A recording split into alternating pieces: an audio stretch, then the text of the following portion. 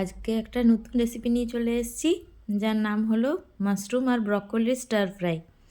তো star fry কীভাবে করতে হয় রুটি এবং পরোটার সঙ্গে খুব ভালো লাগে। তার আগে যে বলে নিই, welcome to simple cooking with Moumita, সবাইকে স্বাগত। তো চলুন চটপট দেখে নিই কেমন করে আজকে বানানো যায় মাশরুম আর ব্রকোলির স্টার ফ্রাই। খুব সহজ রেসিপি, খুব তাড়াতাড়ি কুইকলি ঝটপট যারা অফিসে কাজ করেন তারাও বানাতে পারেন।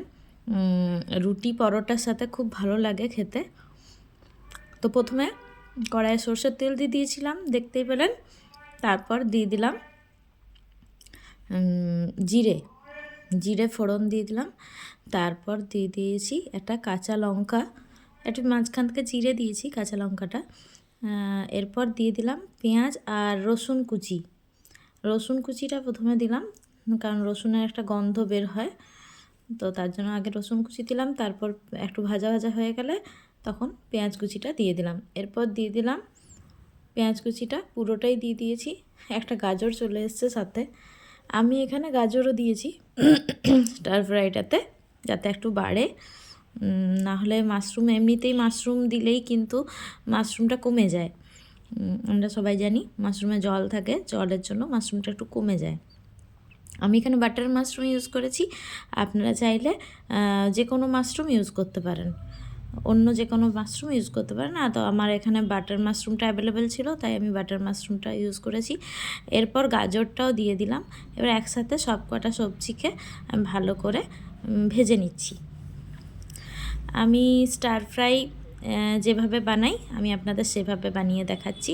এবার মাশরুমগুলো একটু ভাজা ভাজা হয়ে এলে তখন মাশরুমগুলো আমি দেখুন এরকমভাবে কেটে নিয়েছিলাম পরিষ্কার করে। তো একটু গরম জলে ভিজিয়েও রেখেছিলাম, যাতে মাশরুমের মধ্যে কোনো বিষাক্ত কিছু থাকলে সেটা বেরিয়ে যায়। তো এরপর আমি ভালো করে ধুয়ে পরিষ্কার করে কেটে তারপর গরম জলে ভিজিয়ে রেখে তারপর আমি দিয়ে দিয়েছি। আর বাটার মাশরুম কিন্তু এমনিতেই খুব নরম হয়, তো সে খুব সাবধানে করবেন ব্যাপারটা। তো এই যে দিয়ে দিলাম, এবার ভালো করে ভেজে নিচ্ছি। এই মাশরুম ব্রকোলি দিয়ে স্টার ফ্রাই খেতে কিন্তু খুব ভালো লাগে। একবার ব্রকোলির সিজনে কিন্তু একবার অবশ্যই কিন্তু স্টার ফ্রাই করে দেখবেন। বড় বড় রেস্টুরেন্টের থেকেও কিন্তু বাড়িতে বানানো স্টার ফ্রাই কিন্তু বেশি ভালো লাগে। তো এবার সামান্য অল্প একটু নুন দিয়ে দিলাম।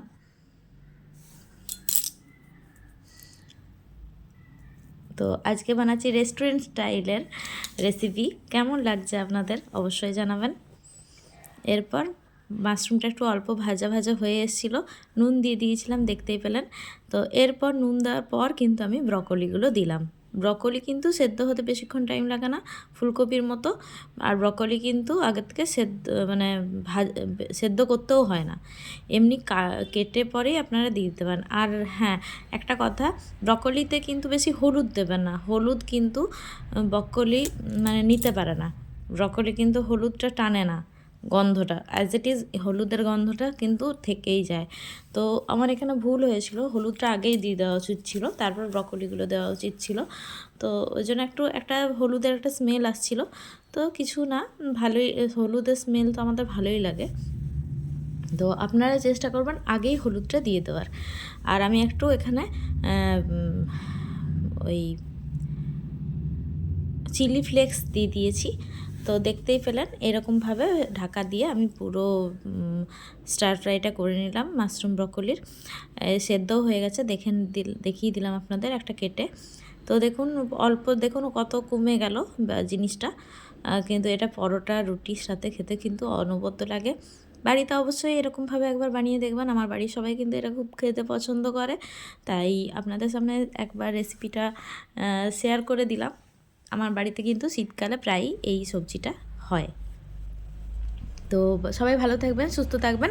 আর পুরো রেসিপিটা একটুও স্কিপ না করে দেখার অনুরোধ রইল।